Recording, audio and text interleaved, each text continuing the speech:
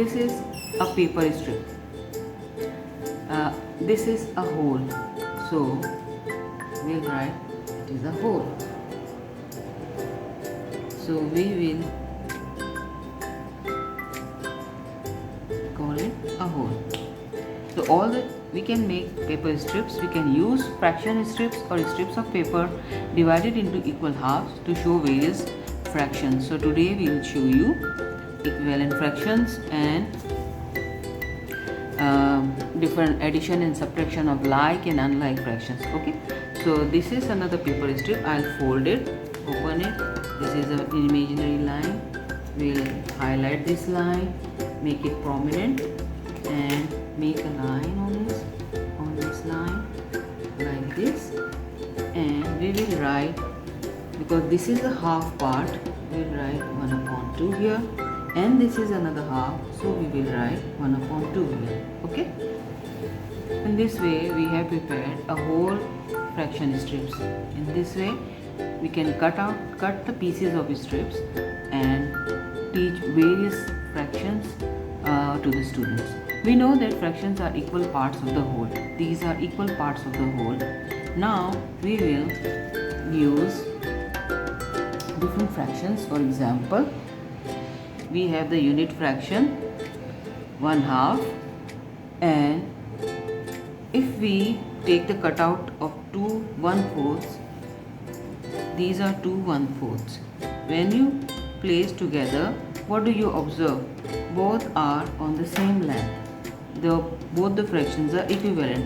1/2 and 2 1/4. 1/2 or 2 1/4 will together make an equivalent fraction. They are on same size. Okay, and what pattern you can see, or if you take the cutouts of 1/8, see another 1/8, and you will take another 1/8. So you see, now this fraction is also equal to half. So what is the pattern going on? You see 1/2, there are 2/4 and there are 4/8. So these are doubling. These fractions are doubling. So these are equivalent fraction. We can say that 1/2 is equal to 2/4 and it is equal to, or we can say that 1/2 is equal to 2/4. Okay, because these are equivalent fractions. 1/2 is equivalent to 2/4.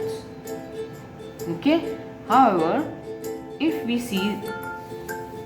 see the size of these two, we see that 1/2 is greater than 1/4.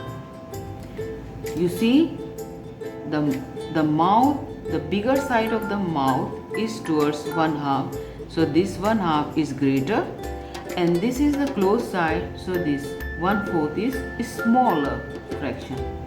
Okay, similarly we can see that half is equal to 2/4.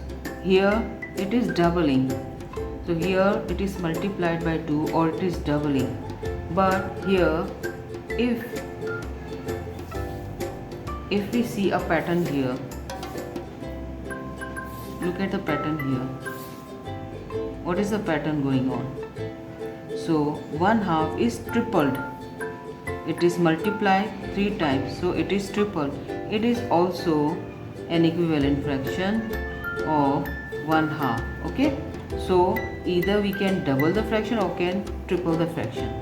These fractions are called equivalent fraction if they have the same size. 1/2 is equal to 2/4, 1/3 is equal to 2/6, and 1/6 is equal to 2/12. So all these are equivalent fraction because they have exactly the same size. So when compared, the result will be in form of a symbol of equal to.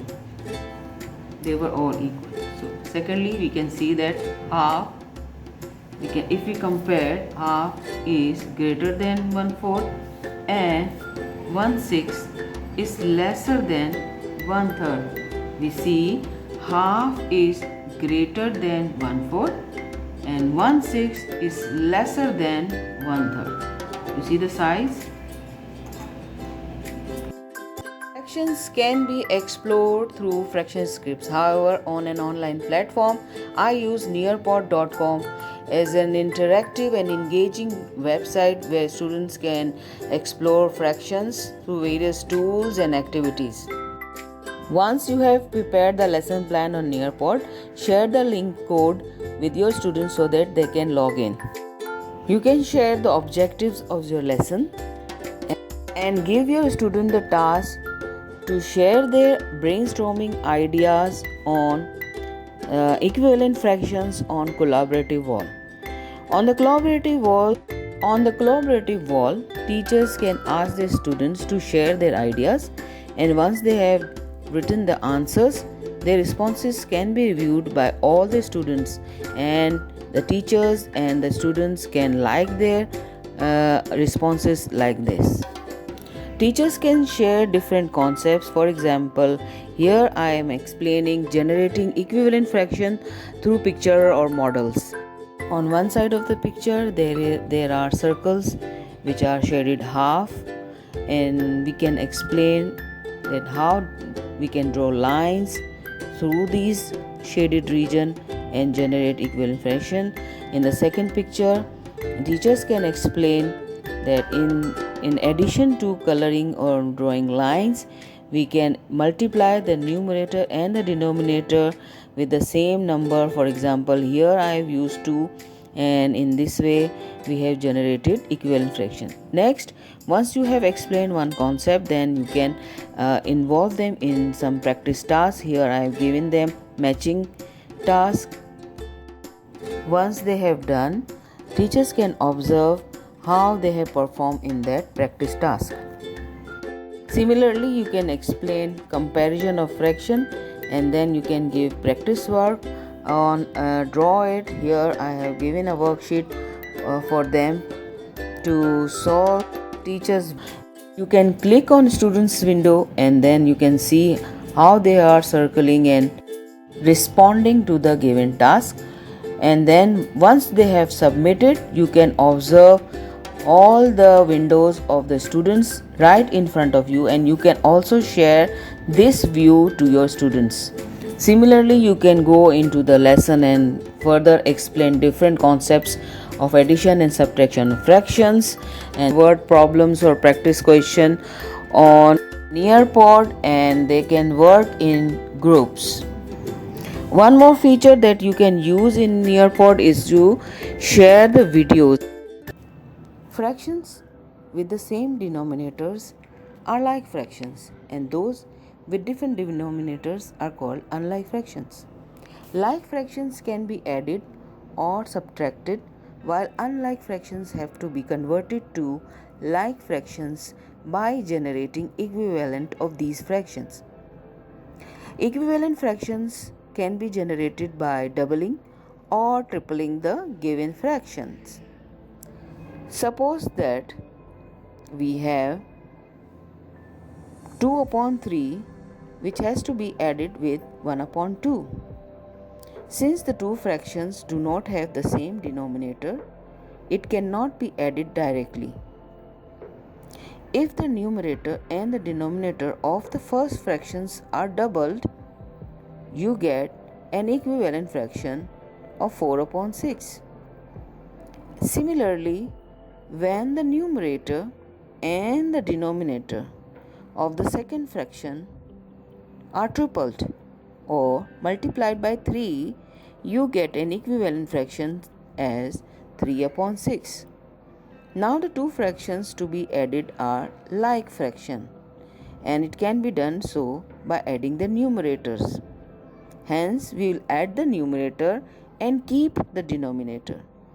The result we get is not a simpler form. So, to convert this result into a simpler form or to a simplest number, to a simplest fraction, we have to divide the fraction and to simplify it. So we will take the divisor So 6 is the denominator or the divisor. It will remain outside the box and 7 will go inside because it is the dividend. Now we'll do the times table of 6. As we know, 1 times 6 is 6. We'll write 1 at the top and 6 under the 7. Now we'll subtract 6 from the 7 and we'll get 1 remainder. This remainder will become a new numerator and the denominator will remain the same and 1 will be the whole number. Hence, the simplified version of the fraction will be 1 whole 1 upon 6.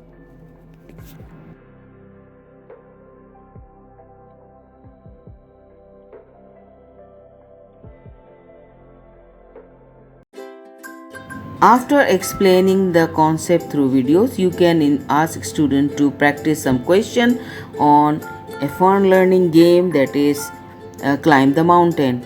Here student can enter the game by getting up into character. There will be some questions that they will have to answer. After answering each question, if the answers are correct, they will get points, and through these points they will be climbing the mountain. In this way, students can see how they are progressing and then how they are progressing in the class, and in the same way teachers can also observe the progression of their students. You can ask different types of question, multiple choice, true, false, right, wrong, or even fill in the blanks in Nearpod. And after answering all the questions, teachers can see that who has won the game, and the students also get congratulated by the Nearpod. Similarly, teachers can observe students' understanding of the task or the concepts through another fun learning activity, that is fill in the blanks. And here we can see there are vocabularies or words that can be dragged or dropped into the fill in the blanks, and at the end of the lesson teachers can take the feedback of the session through poll. I hope you will enjoy these activities on Nearpod. Thanks for watching. Stay tuned for more such pedagogical videos. Bye. Take care.